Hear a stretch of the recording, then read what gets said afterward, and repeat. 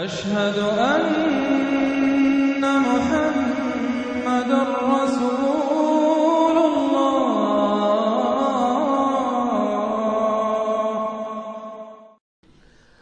سورۃ الرحمن اور سورۃ الواقعہ یہ آخری جوڑا ہے. میں نے عرض کیا تھا شروع میں کہ یہ 7 صورتیں جو ہیں ان میں سے سورہ قاف منفرد ہے، سورہ زاریات، سورہ طور جوڑا ہے، سورۃ النجم، سورۃ القمر جوڑا ہے، سورۃ الرحمن، سورۃ الواقعہ یہ جوڑا ہے.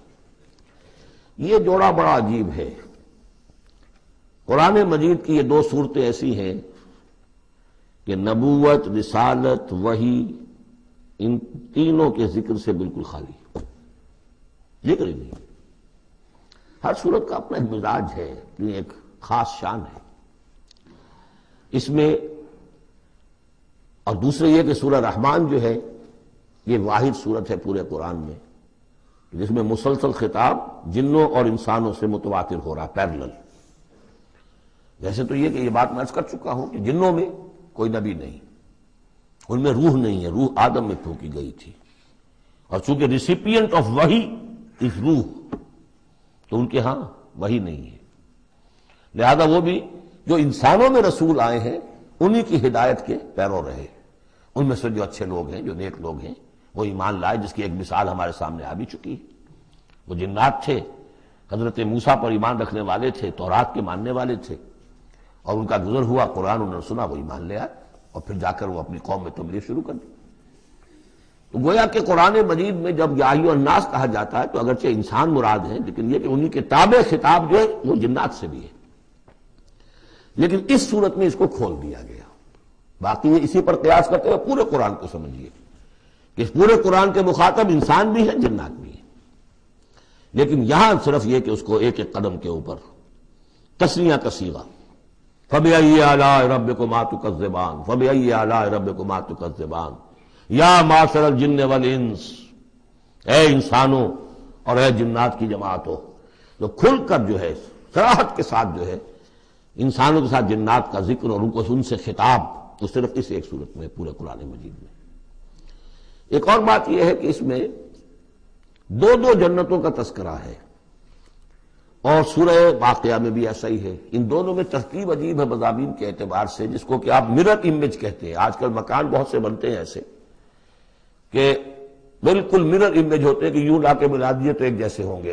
ڈرائنگ روم جڑے ہوئے ہیں، پھر کوئی بیڈ روم ہے وہ ادھر ہے، پھر ادھر آخر میں پورچ ہے، وہی نقشہ ادھر ہے وہی نقشہ ادھر ہے، تو گویا کہ ہے مرر امیج. تو ان دونوں صورتوں میں مضامین جو ہے مرر امیج کے ساتھ ہے. سورہ رحمان میں قرآن مجید کی عظمت کا بیان اور اس کا جو حق ہے جو انسانوں کو ادا کرنا چاہیے اس کو مضمر کیا اور عظمت قرآن کا بیان کیا. یہ شروع ہو رہی ہے صورت اس سے. سورہ واقعہ میں وہ آخر میں آئے گا قرآن کی عظمت کا بیان، اور جو لوگ کہ اس کا حق ادا نہیں کرتے ان کا انجام. پھر اس میں اس کے بعد جو ہے پہلے ذکر ہے اہل جہنم کا، اور اس کے بعد ہے 2 طرح کی جنتوں کا. 2 درجے ہیں اہل جنت کے. لیکن وہاں کیا ہے؟ پہلے تذکرہ ہے دو کامیاب گروہوں کا، اور پھر آخر میں تذکرہ ہے جہنمیوں کا.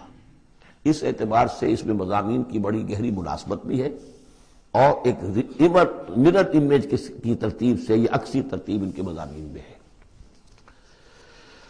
سورۃ الرحمن بسم اللہ الرحمن الرحیم. نوٹ کر لیجئے یہ ترجیحی جو آیت ہے اس میں 31 مرتبہ آئی ہے آیت. کل آیات 78 ہیں، جن میں سے 31 جو ہیں وہ تو در حقیقت فَبِأَيِّ آلَاءِ رَبِّكُمَا تُكَذِّبَانِ اس کی تکرار ہے. یہ اسلوب قرآن مجید میں یا تو سورہ شعراء میں آ چکا ہے، 8 بار وہ الفاظ آئے تھے اِنَّ فِي ذَلِكَ لَآیَةً وَمَا كَانَ أَكْثَرُهُم مُؤْمِنِينَ وَإِنَّ رَبَّكَ لَهُوَ الْعَزِيزُ الرَّحِيمُ. 8 مرتبہ. یا یہ القمر میں ہم 4 دفعہ پڑھ چکے ہیں فَكَيْفَ كَانَ عَذَابِي وَنُذُرِ وَلَقَدْ يَسَّرْنَا الْقُرْآنَ لِلذِّكْرِ فَهَلْ مِن مُدَّكِرٍ. اور یہاں سورۃ الرحمن میں 31 بار آئے گا فَبِأَيِّ آلَاءِ رَبِّكُمَا تُكَذِّبَانِ. بسم اللہ الرحمن الرحیم. الرحمن علم القرآن خلق الانسان علمہ البیان. رحمان، اور یہ اللہ کا وہ نام ہے جو رحمت کے مادے سے لیکن خاص شان اس کی یہ ہے کہ جس میں ایک طوفانی کیفیت ہے اللہ کی رحمت، ٹھاٹھے مارتے ہوئے سمندر کی طرح۔ غضبان ہم پڑھ چکے ہیں 2 دفعہ، نہایت غضبناک، حضرت موسیٰ کے لیے لفظ آیا غضبان آصفہ۔ تو عرب کہے گا اگر بھوک سے مر رہا ہے انا جوعان، پیاس سے مر رہا ہے انا عطشان، تو رحمان کے وزن پر بہت مبالغہ ہوتا ہے، اور اس میں ایک شان ہوتی ہے جیسے کہ طوفانی شان، طوفان وہ بھی اسی میں ہے۔ الرحمن وہ ہستی کہ جس کی رحمت ٹھاٹھے مارتے سمندر کے مانند ہے۔ علم القرآن، اس نے قرآن سکھایا ہے۔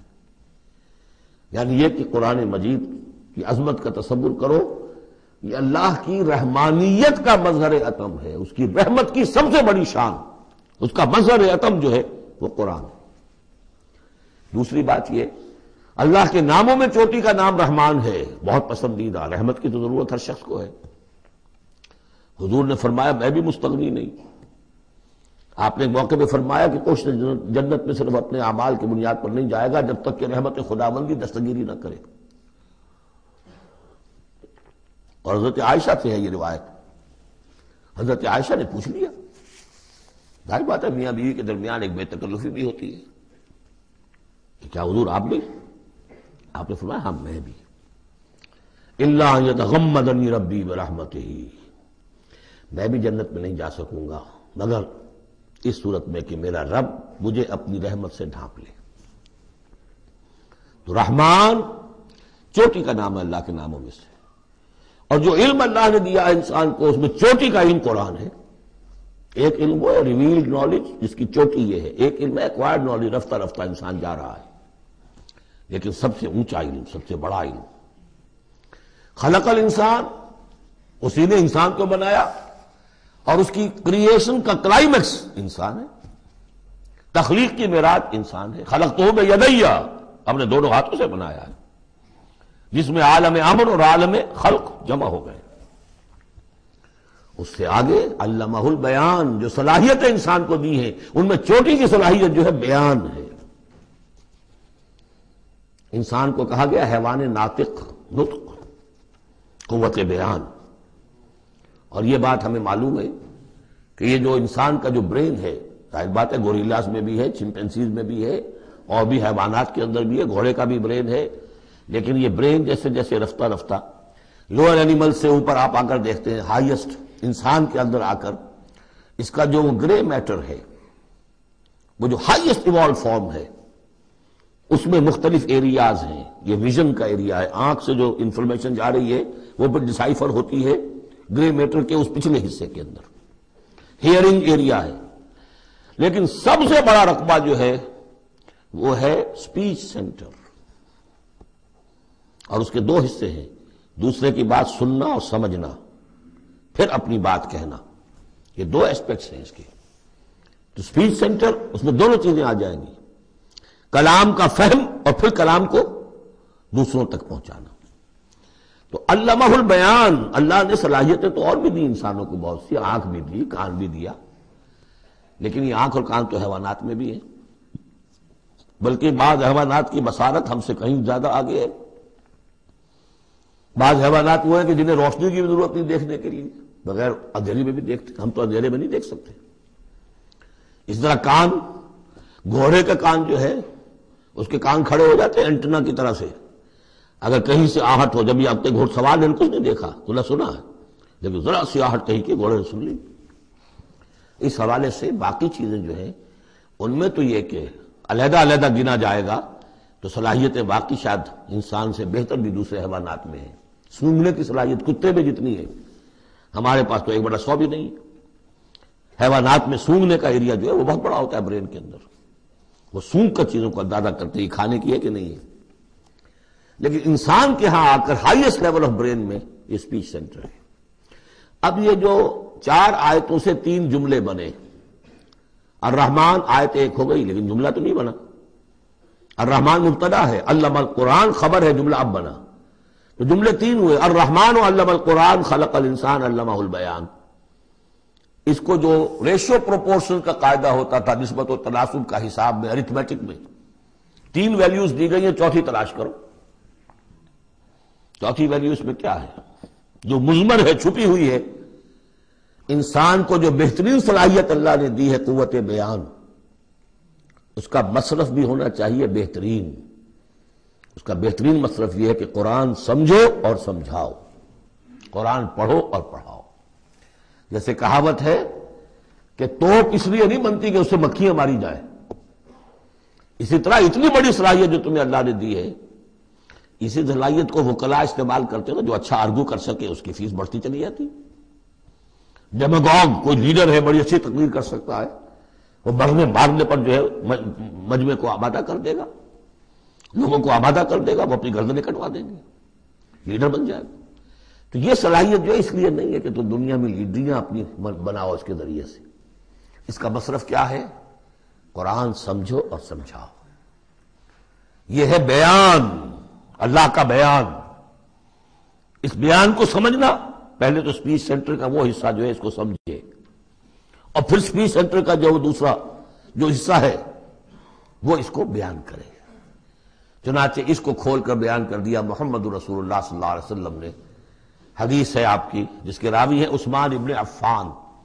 دیکھیے نام کے اندر بھی وہ قافیہ مل رہا ہے، الرحمن علم القرآن خلق الانسان علمہ البیان عن عثمان ابن عفان۔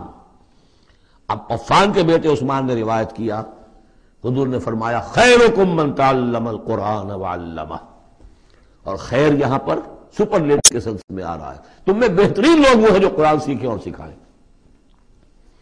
اب سورہ قمر کے فوراً بعد یہ وَلَقَدْ يَسَّرْنَا الْقُرْآنَ لِلذِّكْرِ فَهَلْ مِن مُدَّكِرٍ الرحمن علم القرآن خلق الانسان علمہ البیان الشمس والقمر بحسبان۔ یہ سورج اور چاند سب ایک حساب کے ساتھ ہیں، ان کی گردش حساب کے ساتھ ہے، اسی حساب سے دن بن رہے ہیں، راتیں بن رہی ہیں، ہفتے اور سال اور مہینے بن رہے ہیں۔ والنجم والشجر یسجدان، نجم جو ہے تو ستارے، سورج اور چاند کے مناسبت سے تو اس کے لیے ستارے کی مفہوم ہے، لیکن نجم جو عربی زبان میں جھاڑیوں کو بھی کہتے ہیں جو زمین میں ہوتی ہیں، کیونکہ یہ ستارے بھی زمین میں اتنے نظر آتے ہیں جیسے کہ جھاڑیاں ہوں۔ تو النجم والشجر یسجدان، شجر کے حوالے سے اگر ترجمہ کرتے ہیں تو وہ جھاڑیاں، یہ بھی سجدہ کرتے ہیں، اللہ کے سامنے سربسجود ہوتے ہیں، ان کے سائے، جیسا کہ کئی دفعہ آ چکا ہے۔ والسماء رفعها ووضع الميزان، اور آسمان کو اس نے بلند کیا اور اس میں رکھے ترازو۔ یہاں اس سے مراد وہ ترازو نہیں ہے جو کہ تولتی ہے دنیا کے اندر، اس میں بیلنس ہے، کاسمک بیلنس۔ آسمان اور زمین کے اندر، آسمان میں جتنے اجرام سماویہ ہیں، ان کو جو چیز تھامے ہوئے ہے، قائم رکھے ہوئے ہے، وہ ایک بیلنس ہے۔ جو کشش ثقل ہے، ان کی مختلف، یہ سب ایک دوسرے کو کھینچ رہے ہیں، اور ادھر ادھر سے دونوں طرف سے جو کھینچ ہے وہ ہر کرے کو اپنی جگہ پر رکھے ہوئے ہیں۔ یہ بیلنس جب ذرا سا گڑبڑ ہوگا اور یہ کرے آپس میں ٹکرا جائیں گے، فاصلے ہی کہیں تو ہوتا ہے conversely proportional to the distance, لہذا جو گریویٹیشنل فورس ہے، اگر ایک طرف سے ذرا فاصلہ کم ہو گیا، اس کا مطلب دوسری طرف بڑھ گیا، تلپٹ ہو جائے گا۔ یہ کاسمک بیلنس ہے۔ وَالسَّمَاءَ رَفَعَهَا وَوَضَعَ الْمِيزَانَ أَلَّا تَطْغَوْا فِي الْمِيزَانِ، دیکھو اس میزان میں، اس توازن میں، یہ جو بیلنس ہے یہاں کا، اس میں کوئی کمی بیشی نہ کرو، بد زیادتی کرو۔ وَأَقِيمُوا الْوَزْنَ بِالْقِسْطِ وَلَا تُخْسِرُوا الْمِيزَانَ، اور قائم رکھو وزن کو قسط کے ساتھ، عدل کے ساتھ، اور اس کے اندر کہیں کوئی کمی نہ کرو، نہ تطغوا نہ تخسروا، نہ کمی نہ زیادتی۔ کہیں فاصلہ بڑھ جائے گا تب بھی خرابی، کہیں فاصلہ کم ہو جائے گا تب بھی خرابی۔ وَالْأَرْضَ وَضَعَهَا لِلْأَنَامِ، الفاظ کی مناسبت سے بعض لوگوں نے سمجھا کہ ترازو ہی مراد ہے، تو ٹھیک ہے، اس میں کوئی حرج نہیں ہے اگر مراد لی جائے، لیکن ترتیب دیکھیے جس طرح یہ آ رہا ہے، الشمس والقمر بحسبان۔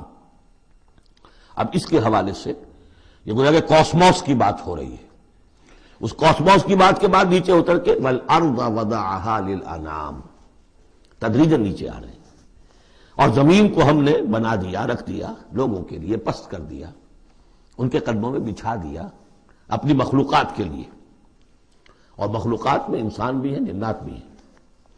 فیہا فاکہۃ، اس میں میوے ہیں، والنخل، اور کھجوریں ہیں، ذات الاکمام، جن پر کے غلاف چڑھے ہوتے ہیں، والحب ذو العصف، اور اناج ہے جس کے ساتھ بھس بھی ہوتا ہے، والریحان، اس کے دو ترجمے ہیں، ایک تو یہ کہ اور خوشبودار پھول بھی ہے، یا یہ کہ اور دوسری غذائیں بھی ہیں۔ فَبِأَيِّ آلَاءِ رَبِّكُمَا تُكَذِّبَانِ، عام طور پر جو ترجمہ ہے اس میں آلہ کا ترجمہ کیا گیا ہے نعمتیں، لیکن اصل میں یہاں نعمت، قدرت، ان دونوں کو جمع کیجیے۔ کہیں وہ نعمت کا تذکرہ ہے، کہیں اللہ کی قدرت کا ذکر ہے، اس کی قدرت کی نشانیاں ہیں۔ فَبِأَيِّ آلَاءِ رَبِّكُمَا تُكَذِّبَانِ، تو تم اپنے رب کی کون کون سی نعمتوں اور قدرتوں کا انکار کرو گے۔ تکذبان صیغہ ہے تثنیہ کا، دونوں سے خطاب ہو رہا ہے، انسانوں سے اور جنوں سے، اور یہ بات آگے چل کر واضح ہو جائے گی۔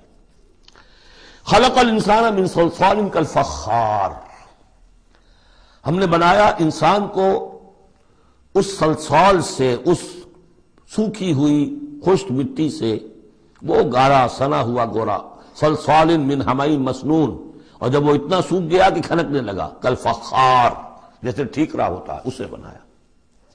وَخَلَقَ الْجَانَّ مِن مَّارِجٍ مِّن نَّارٍ، اور جنات کو ہم نے بنایا آگ کی لپٹ سے، جس کو کہ ہم اس سے پہلے پڑھ چکے ہیں سورہ ہجر میں، نار السموم، لو جیسی ہوتی ہے جس کے اندر کی آگ ہوتی ہے۔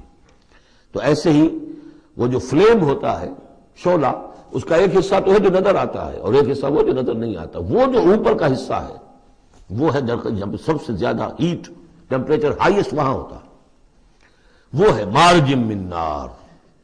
فَبِأَيِّ آلَاءِ رَبِّكُمَا تُكَذِّبَانِ، رب المشرقین و رب المغربین، وہ رب ہے مشرقوں کا بھی، دونوں مشرقوں کا اور دونوں مغربوں کا۔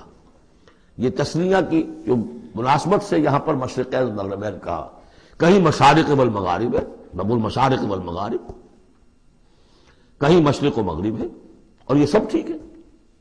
مشرق و مغرب واحد کی حیثیت سے بھی درست ہے، اور مشرقین اور مغربین، اس وقت کا جو مشرق ہے جہاں سورج نکل رہا ہے، اس کے مقابلے میں مغرب ہے جہاں وہ ڈوبے گا، لیکن وہی مغرب وہ مشرق ہے دوسرے، ہمارا جو پیچھے جو حصہ گلوب کا اس کا مشرق ہے، اور جو ہمارا مشرق ہے وہ اس کا مغرب ہے۔ تو دو مشرق دو مغرب۔ پھر یہ کہ ہر نقطہ جو ہے زمین پر وہ مشرق بھی ہے مغرب بھی ہے، کسی نہ کسی وقت وہاں پر سورج جو ہے طلوع ہو رہا ہے، کبھی وہاں پر غروب ہو رہا ہے، تو مشارق والمغارب۔ لیکن یہاں پر تسنیہ کی مناسبت سے رب المشرقین و رب المغربین، دونوں مشرقوں کا رب مالک اور دونوں مغربوں کا۔ فَبِأَيِّ آلَاءِ رَبِّكُمَا تُكَذِّبَانِ، مَرَجَ الْبَحْرَيْنِ يَلْتَقِيَانِ، اس نے چلا دیے دو دریا جو آپس میں ملے ہوئے بھی ہیں، بینہما برزخ لا یبغیان، لیکن ان کے مابین ایک ایسا پردہ حائل ہے کہ وہ ایک دوسرے میں گھستے نہیں ہیں، داخل نہیں ہوتے، اپنی حد کے اندر رہتے ہیں۔ یہ ہیں گرم روئیں چلتی ہیں ٹھنڈے پانی کے سمندر میں، یا جیسے کہ کابل پر نظر آتا ہے دو دریا چل رہے ہیں، دریائے سندھ کا پانی علیحدہ نظر آ رہا ہے اور دریائے کابل کا علیحدہ نظر آ رہا ہے، اور یہ اٹک پر نظر آتا ہے، اور کافی دور تک پھر یہ علیحدہ علیحدہ چل کے نظر آتے ہیں۔ فَبِأَيِّ آلَاءِ رَبِّكُمَا تُكَذِّبَانِ يَخْرُجُ مِنْهُمَا اللُّؤْلُؤُ وَالْمَرْجَانُ، اور ان دونوں سے نکلتے ہیں موتی بھی اور مونگے بھی۔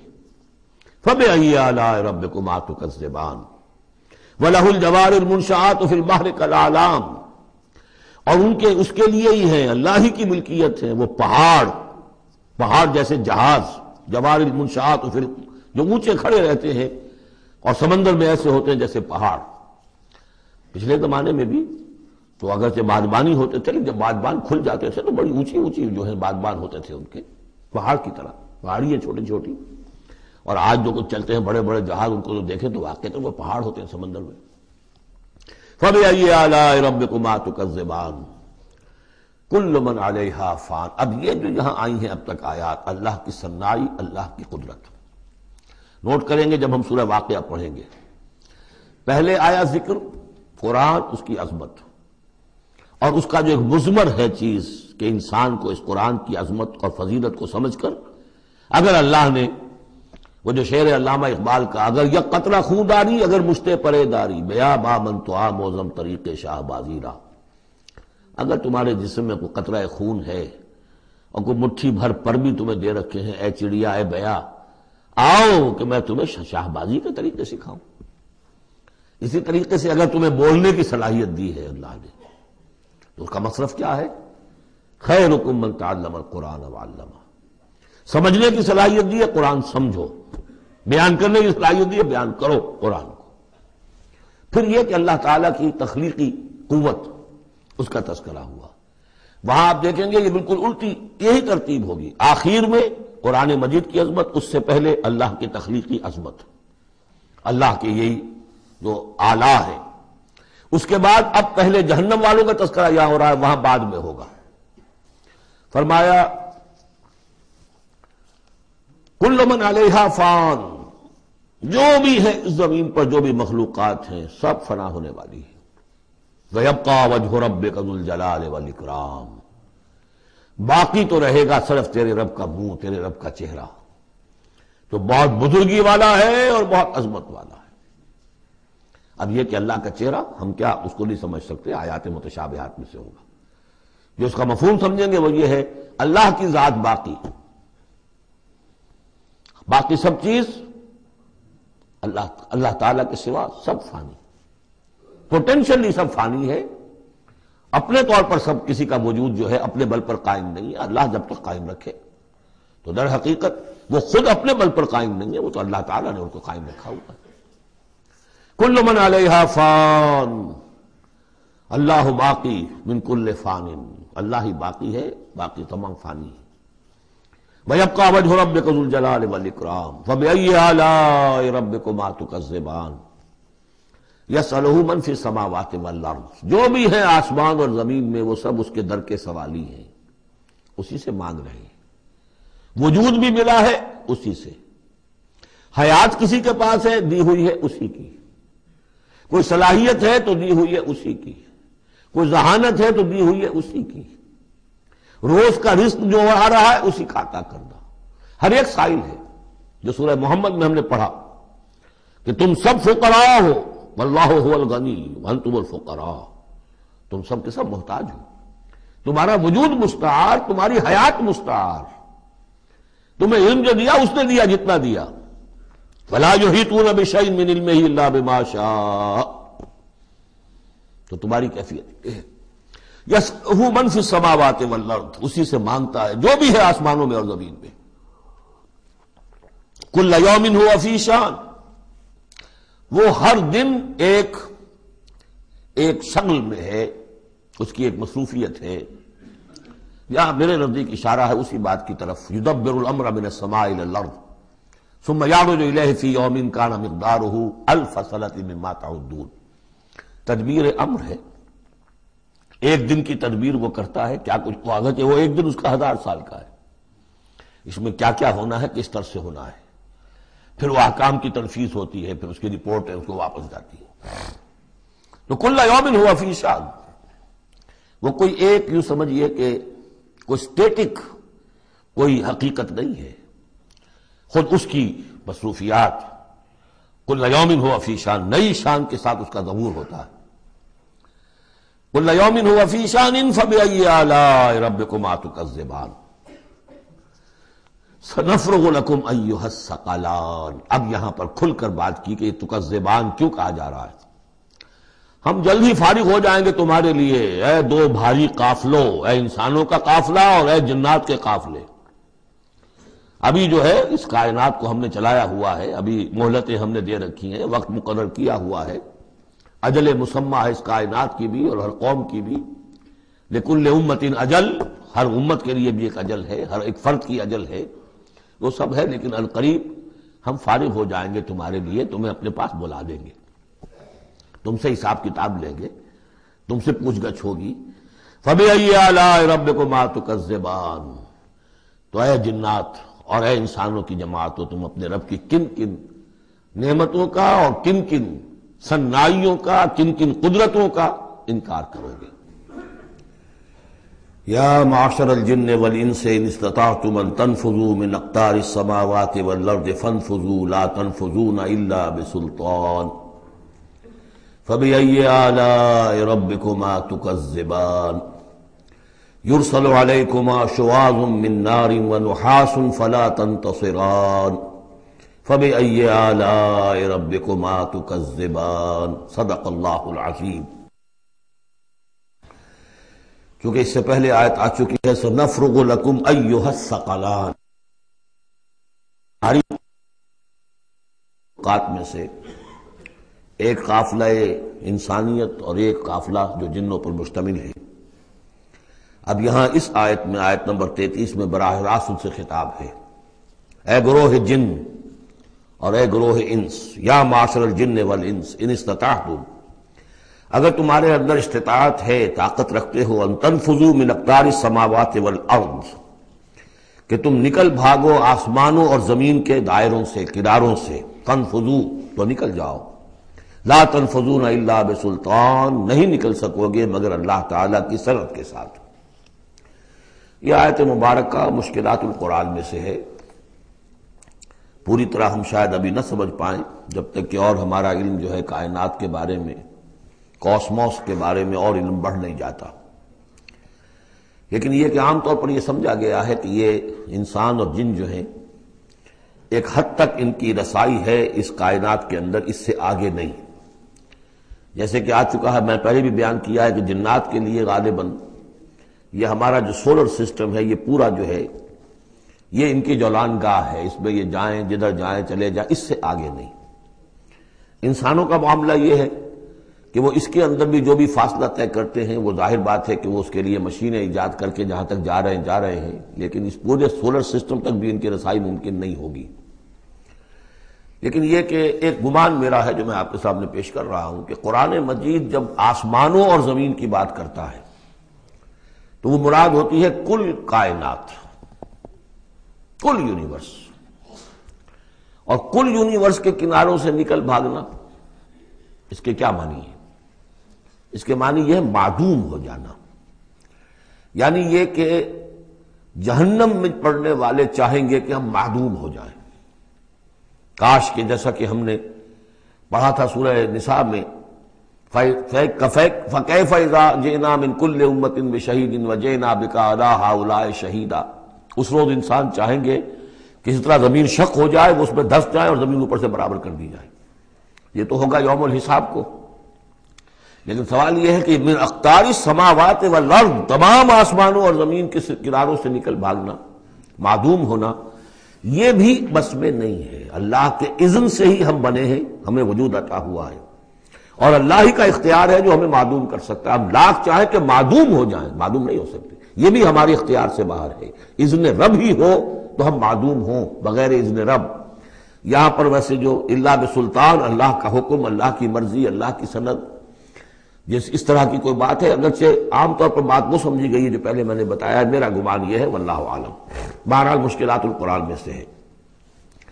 فَبِأَيِّ آلَاءِ رَبِّكُمَا تُكَذِّبَانِ، تو تم اپنے رب کی کن کن نعمتوں اور کن کن صناعیوں اور کاریگریوں اور کن کن قدرتوں کا انکار کرو گے۔ یرسل علیکما شواظ من نار، تم پر پھینکے جائیں گے شعلے بھڑکتے ہوئے آگ کے، ونحاس، اور دھواں ملا ہوا، وہ آگ جس میں کہ دھواں ملا ہوا ہو، فلا تنتصران، پھر تم بدلہ نہیں لے سکو گے۔ فَبِأَيِّ آلَاءِ رَبِّكُمَا تُكَذِّبَانِ فَإِذَا انشَقَّتِ السَّمَاءُ، جب آسمان پھٹ جائے گا، فَكَانَتْ وَرْدَةً كَالدِّهَانِ، تو ایسے ہو جائے گا گلابی رنگ کا جیسے کہ تیل کی تلچھٹ ہوتی ہے۔ جب تیل کو صاف کیا جاتا ہے تو اس کے نیچے جو تلچھٹ رہ جاتی گلابی رنگ کی۔ فَبِأَيِّ آلَاءِ رَبِّكُمَا تُكَذِّبَانِ فَيَوْمَئِذٍ لَا يُسْأَلُ عَنْ ذَنبِهِ إِنسٌ وَلَا جَانٌ، تو اس روز کوئی پوچھنے کی ضرورت نہیں ہوگی ان کے گناہوں کے بارے میں، نہ انسانوں سے نہ جنوں سے۔ اللہ تعالیٰ پوچھے گا، حساب کتاب بھی ہوگا، لیکن یہ کہ اپنی جگہ پر ہر ایک کے چہرے پر لکھا ہوگا اس کا انجام۔ بل الانسان علی نفسہ بصیرہ، چنانچہ کئی جگہ قرآن مجید میں نقشہ کھینچا گیا ہے، میدان قیامت میں جب لوگ کھڑے ہوں گے، کچھ لوگوں کے چہرے تر و تازہ ہوں گے، کچھ لوگوں کے اوپر مردنی چھائی ہوئی ہوگی۔ جس کی مثال بہترین ہوتی ہے ہائی سکولز کے اندر، ہر سال جب ڈکلیئر کرتے ہیں امتحان، سالانہ امتحان کا نتیجہ، تو جب کھڑے ہوتے ہیں طالب علم سننے کے لیے، تو بعض لوگوں کے چہروں کے اوپر لکھا ہوتا ہے کہ یہ فیل ہونے، اس لیے کہ انہیں معلوم ہے لکھ کر کے آئے تھے ہم، اور بعض کے چہرے تر و تازہ ہوتے ہیں، انہیں اگر فکر ہوتی ہے تو اس کی کہ میں فرسٹ آتا ہوں یا نہیں آتا، بس اس کی تشویش ہو سکتی ہے۔ لیکن یہ کہ انہیں کوئی اندیشہ یہ نہیں ہوتا کہ وہ فیل ہو جائیں گے. تو فَيَوْمَئِذٍ لَا يُسْأَلُ عَنْ ذَنبِهِ انسٌ وَلَا جان، اس دن پوچھا جانا ضروری نہیں ہوگا کسی سے بھی، نہ جن سے نہ انس سے، ان کے گناہ کے بارے میں. فَبِأَيِّ آلَاءِ رَبِّكُمَا تُكَذِّبَانِ يُعْرَفُ الْمُجْرِمُونَ بِسِيمَاهُمْ، پہچان لیے جائیں گے مجرم اپنے چہروں سے، چہرے ان کے اترے ہوئے ہوں گے، انہیں تو معلوم ہوگا.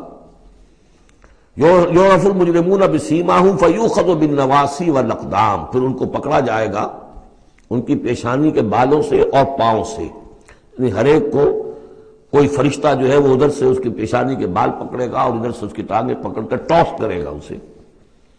فبأي آلاء ربكما تكذبان هذه جہنم التي يكذب بها المجرمون، جب پھینکا جائے گا اسے جہنم میں، یہ ہے وہ جہنم کہ جس کو جھٹلاتے رہے تھے وہ لوگ کہ جو جھٹلانے والے تھے. هذه جہنم التي يكذب بها المجرمون، جسے مجرم گناہگار جھٹلاتے رہے. یطوفون بینہا وبین حمیم آن، اب وہ چکر لگاتے رہیں گے، اس آگ سے نکلیں گے، پانی پینا چاہیں گے تو وہ پانی کھولتا ہوگا، حمیم آن، کھولتے پانی کے اور اس آگ کے درمیان. فَبِأَيِّ آلَاءِ رَبِّكُمَا تُكَذِّبَانِ، اب یہ تو اہل جہنم کا انجام ہے جو یہاں بیان ہو گیا. یہاں جنتیوں کے انجام سے پہلے ان کا بیان ہے. سورہ واقعہ میں پہلے جنتیوں کا بیان آئے گا اور پھر اہل جہنم کا بیان آئے گا، ترتیب عکسی. وَلِمَنْ خَافَ مَقَامَ رَبِّهِ جَنَّتَانِ، اور جو بھی اپنے رب کے حضور میں کھڑے ہونے سے ڈرتا رہا، لرزا اور ترسا رہا، اس کے لیے دو جنتیں ہیں. یہ دو جنتیں کیوں کہی گئی؟ اس کے لیے جو توجیہ میری سمجھ میں آئی ہے اس میں مجھے خاصا اطمینان ہے، انشراح ہے کہ جنتیں جو جنوں کے لیے ہوں گی وہ علیحدہ جنت ہے، انسانوں کے لیے علیحدہ ہے. ظاہر بات ہے دونوں کے احساسات جدا ہیں، دونوں کے ذوق جدا ہیں، دونوں کے مذاق جدا ہیں. لہذا ایک جنت ہے کہ جو انسانوں کے لیے ہے اور ایک جنت ہے کہ جو جنات کے لیے ہے. ایک ہی طرح کی چیزیں ان دونوں کے لیے پلیزنٹ اور ان دونوں کے لیے جو ہو سکتی ہیں مسرت اور سرور آمیز، وہ ایک طرح کی نہیں ہو سکتی، ان کے تقاضے مختلف ہوں گے. تو لمن خاف، جو ڈرنے والے ہیں ان کے لیے جنتیں فراہم کر دی اللہ نے. وہی تسلیہ کا صیغہ ہے کیونکہ یہاں جنوں اور انسانوں سے خطاب ہو رہا ہے مسلسل. یہ جو جنتان ہوں گی یہ ابتدائی جنتیں جن کا ذکر یہاں ہو رہا ہے. اس کے بعد دو اور جنتیں ہوں گی. تو جنتیوں کے دو درجے ہیں، ان میں جنات بھی ہوں گے انسان بھی ہوں گے، تو چار ہو گئے. کمتر درجے کے جنتی انسان اور جن دو، اور برتر درجے کے جنتی انسان اور جن دو، تو دو اور دو چار. تو یہاں پر اس سورہ مبارکہ میں چار جنتوں کا ذکر ہے. پہلے یہ کمتر درجے کے جنتیوں کا ذکر ہو رہا ہے. وَلِمَنْ خَافَ مَقَامَ رَبِّهِ جَنَّتَانِ فَبِأَيِّ آلَاءِ رَبِّكُمَا تُكَذِّبَانِ ذَوَاتَا أَفْنَانٍ، اس کی بہت سی شاخیں ہوں گی اس جنت کی. فَبِأَيِّ آلَاءِ رَبِّكُمَا تُكَذِّبَانِ فِيهِمَا عَيْنَانِ تَجْرِيَانِ، ان دونوں میں چشمے ہیں. اب عینان، ایک ایک جنت میں ایک ایک چشمہ ہے جو بہہ رہا ہے. فَبِأَيِّ آلَاءِ رَبِّكُمَا تُكَذِّبَانِ، اپنے رب کی کون کون سی نعمتوں کو جھٹلاؤ گے. فِيهِمَا مِن كُلِّ فَاكِهَةٍ زَوْجَانِ، اور ان دونوں میں ہر طرح کے جو میوے ہیں ان کی دو دو قسمیں ہیں، جوڑے ہیں. فَبِأَيِّ آلَاءِ رَبِّكُمَا تُكَذِّبَانِ مُتَّكِئِينَ عَلَىٰ فُرُشٍ بَطَائِنُهَا مِن اسْتَبْرَقٍ وَجَنَى الْجَنَّتَيْنِ دَانٍ، اور وہ وہاں تکیہ لگائے ہوں گے، سہارا لگائے ہوں گے ایسے فرشوں پر کہ جن کے استر بنے ہوئے ہوں گے گاڑھے ریشم کے. استر ہوں گے گاڑھے ریشم کے، تو جو ان کا اصل جو اوپر کا حصہ ہوگا وہ کس شے کا ہوگا، گویا کہ وہ تمہارے تصور سے باہر ہے. وَجَنَى الْجَنَّتَيْنِ دَانٍ، اور دونوں جو باغ ہیں دونوں جنتوں کے، ان کے جو پھل ہیں میوے وہ جھک رہے ہوں گے نیچے کو ہوں گے تاکہ آرام سے جنتی جو ہے جو چاہے حاصل کر لے. فَبِأَيِّ آلَاءِ رَبِّكُمَا تُكَذِّبَانِ فِيهِنَّ قَاصِرَاتُ الطَّرْفِ، ان جنتوں میں ہوں گی وہ عورتیں کہ جن کے نگاہیں نیچے جھکی ہوئی ہوں گی. عورت کے اندر شرم اور حیا جو ہے اس کا خاص زیور ہے، یہ خود اس کے حسن کا ایک حصہ ہے. تو نگاہوں کا نیچا ہونا یہ اصل میں حیا اور شرم کی علامت ہے، نیچے نگاہ والی. لم یطمثن انس قبلہم ولا جان، ان کو چھوا نہیں ہوگا اس سے پہلے نہ کسی انسان نے نہ جن نے، ان سے پہلے. یعنی ظاہر بات ہے کہ جو جنوں کی جنت ہے اس میں ان کی مناسبت سے ان کے لیے بیویاں ہوں گی، اور جو مردوں کی انسانوں کی جنت ہے ان کے لیے ان کی مناسبت سے ہوں گی، اور وہ جو ہوں گی جو جنت جو جنات کی ہے ان میں جو بھی ان کے لیے ہوں گی ان کی بیویاں انہیں بھی کسی جن نے پہلے چھوا نہیں ہوگا، اور اسی طرح انسانوں کے لیے جو جنت ہوگی اس میں جو ان کی بیویاں دی جائیں گی ان کو کسی انسان نے پہلے نہیں چھوا ہوگا۔ فَبِأَيِّ آلَاءِ رَبِّكُمَا تُكَذِّبَانِ كَأَنَّهُنَّ الْيَاقُوتُ وَالْمَرْجَانُ، وہ جو ہوں گی بیویاں دی جائیں گی ان جنتوں میں وہ ایسے ہوں گی جیسے لال اور مونگے۔ فَبِأَيِّ آلَاءِ رَبِّكُمَا تُكَذِّبَانِ هَلْ جَزَاءُ الْإِحْسَانِ إِلَّا الْإِحْسَانُ، کیا احسان کا، بھلائی کا، نیکی کا بدلہ احسان اور بھلائی کے سوا بھی کچھ ہو سکتا ہے؟ ان لوگوں نے اللہ کے لیے، اللہ کے دین کے لیے، اللہ کے احکام کی پابندی میں جو کچھ بھی انہوں نے محنتیں کی، کوششیں کی، اب ظاہر بات ہے کہ اللہ تعالیٰ کو اس کا بدلہ انہیں دینا ہے انہی صورتوں میں۔ وَمِن دُونِهِمَا جَنَّتَانِ، اور ان سے پرے دو جنتیں اور ہیں۔ اب اس میں مفسرین کے مختلف اقوال ہیں، پہلی جنتیں کن کی ہیں، دوسری جنتیں کن کی ہیں، اس لیے کہ اس کے لیے دو الفاظ جو آئیں گے سورہ واقعہ میں آئیں گے کہ ایک اصحاب الیمین ہے اور ایک مقربون ہے۔ ایک وہ ہے جو آگے اللہ کے بہت ہی مقرب بارگاہ ہو جاتے ہیں، اولئک المقربون، اور ایک وہ ہے کہ جو داہنے والے ہیں، اور ایک ہے شمال والے۔ تو ایک تو ہے بنیادی، یہ گمراہ تھے، یہ جہنمی، یہ نیک تھے، اور یہ جو ہے جنتی ہیں، لیکن ایک ہے بہت آگے والے، فالسابقون سابقون اولئک المقربون، وہ لوگ جو آگے نکل جانے والے ہیں، وہ جو بلند تر نیکیوں والے ہیں، بلند تر مقامات والے ہیں۔ جیسے کہ سورہ توبہ میں ہم نے پڑھا تھا والسابقون الاولون من المہاجرین والانصار والذین اتبعوہم بإحسان، تو دو درجے ہو گئے تھے۔ تو اس طرح یہاں پر جو میرے نزدیک پہلی جنتوں کا تذکرہ جو ہے وہ در حقیقت ہے جو کم تر جنتی ہیں، اصحاب الیمین، اور اب جو تذکرہ ہو رہا ہے وہ ہے جنت ان کی کہ جو مقربین بارگاہ ہے، سابقین۔ وَمِن دُونِهِمَا جَنَّتَانِ، اور ان دونوں کو پرے اور دو جنتیں ہوں گی۔ فَبِأَيِّ آلَاءِ رَبِّكُمَا تُكَذِّبَانِ، یہ بھی دو ہوں گی، ایک جنات کے لیے اور ایک انسانوں کے لیے۔ مُدْحَامَّتَانِ، بڑے گہرے سبز رنگ کی جنتیں ہوں گی، سبز کاہی جسے ہمارے ہاں کہا جاتا ہے، گہرا سبز، سیاہی مائل سبز، اتنی گہرا سبز ہو کہ سیاہی مائل ہو جائے، یہ میں ابھی عرض کروں گا، اس کی ایک خاص پس منظر ہے۔ فَبِأَيِّ آلَاءِ رَبِّكُمَا تُكَذِّبَانِ فِيهِمَا عَيْنَانِ نَضَّاخَتَانِ، اس میں دو چشمے ہیں ابلتے ہوئے۔ فَبِأَيِّ آلَاءِ رَبِّكُمَا تُكَذِّبَانِ فِيهِمَا فَاكِهَةٌ وَنَخْلٌ وَرُمَّانٌ، اس میں میوے ہیں، کھجوریں ہیں، انار ہیں۔ فَبِأَيِّ آلَاءِ رَبِّكُمَا تُكَذِّبَانِ، یہ یوں سمجھیے کہ ایک تو ہے خالص عربی ذوق اور عرب کا جو ایک خاص ماحول تھا، اور خاص طور پر عرب کا وہ علاقہ جس میں قرآن نازل ہوا ہے، حجاز، پہاڑی علاقہ ہے، اس میں جب آتے تھے چشمے اور جب بہہ جاتی تھی وادیاں تو ابلتی ہوئی پہاڑی، چونکہ چشمے جیسے ہوتے ہیں پہاڑی نالے، تو ان کے اندر جوش و خروش ہوتا ہے۔ اور دوسرے کہ وہاں پر جو باغات ہوتے تھے کھجور کے درخت، اور وہاں پر وہ سبزی جو رنگ ہے ان کا وہ سبزی مائل گہرا، اور اسی کے اندر پھر جو چھاؤں ہے، تو جو ان کا تصور ہے ایک عربی ذوق ہے، ایک عجمی ذوق ہے۔ وہ عجمی ذوق ہے جو پہلے بیان ہوا ہے، عربی ذوق ہے جو اب بیان ہو رہا ہے۔ فیہما فاکہۃ ونخل ورمان، اب یہ چیزیں جو ہیں یہ عرب کے اندر کھجوریں ہیں، انار ہے۔ فبأی آلاء ربکما تکذبان فیہن خیرات حسان، اس میں ہوں گی بہت ہی اچھی عورتیں، نہایت خوبصورت۔ فبأی آلاء ربکما تکذبان حور مقصورات فی الخیام، اب یہاں حور کا لفظ آیا، پہلے میں نہیں آیا ہے، پہلے میں یہ تو آیا ہے فیہن قاصرات الطرف لم یطمثن انس قبلہم ولا جان، لیکن لفظ حور یہاں آیا ہے۔ اسی کو نوٹ کریں گے کہ سورہ واقعہ میں بھی ایک کے ساتھ حور کا لفظ آئے گا، دوسرے کے ساتھ نہیں۔ حور مقصورات فی الخیام، اب یہ بھی عرب پس منظر ہے، خیموں میں رہنے والے وہ حوریں کہ جو خیموں میں رکی رہنے والی ہوں گی۔ ظاہر بات ہے کہ وہاں پر تو عام طور پر شہر بہت کم تھے، پورے عرب کے اندر، حجاز کے اندر بہت کم، جو عام طور پر جو آبادیاں تھیں وہ خیموں میں رکی رہنے والیاں۔ وَقَرْنَ فِي بُيُوتِكُنَّ وَلَا تَبَرَّجْنَ تَبَرُّجَ الْجَاهِلِيَّةِ الْأُولَىٰ، وہ شمع محفل نہیں بنتی بلکہ وہ چراغ خانہ بنتی ہیں۔ حور مقصورات فی الخیام فبأی آلاء ربکما تکذبان لم یطمثن انس قبلہم ولا جان، نہیں انہیں چھوا ہوگا ان سے پہلے نہ کسی انسان نے اور نہ کسی جن نے۔ یہ ان دونوں کے میرے نزدیک علیحدہ علیحدہ، جنات کی جو جنت ہے ان میں جو ان کے لیے عورتیں اور بیویاں فراہم کی جائیں گی انہیں کسی جن نے نہیں چھوا ہوگا ان سے پہلے، اور جو انسانوں کے لیے جنت ہوگی وہاں جو انہیں بیویاں دی جائیں گی اور حوریں دی جائیں گی انہیں کسی انسان نے نہیں چھوا ہوگا۔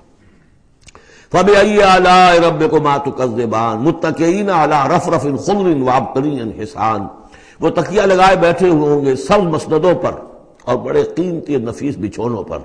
فَبِأَيِّ آلَاءِ رَبِّكُمَا تُكَذِّبَانِ تَبَارَكَ اسْمُ رَبِّكَ ذِي الْجَلَالِ وَالْإِكْرَامِ، بہت بابرکت ہے نام تیرے رب کا جو بہت ذی الجلال بڑائی والا ہے اور اکرام عظمت والا ہے۔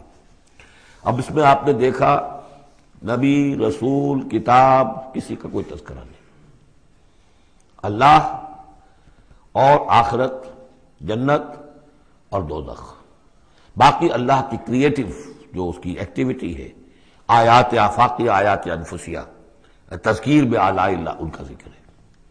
تو منفرد ہیں یہ صورتیں دونوں اس اعتبار سے، اور جوڑا ہونے کے وہ نسبت آپ کو بڑی نمایاں نظر آئے گی اس میں۔ وہ مضامین جو یہاں آئے ہیں ایک ترتیب سے، یہاں اس کی عکسی ترتیب سے۔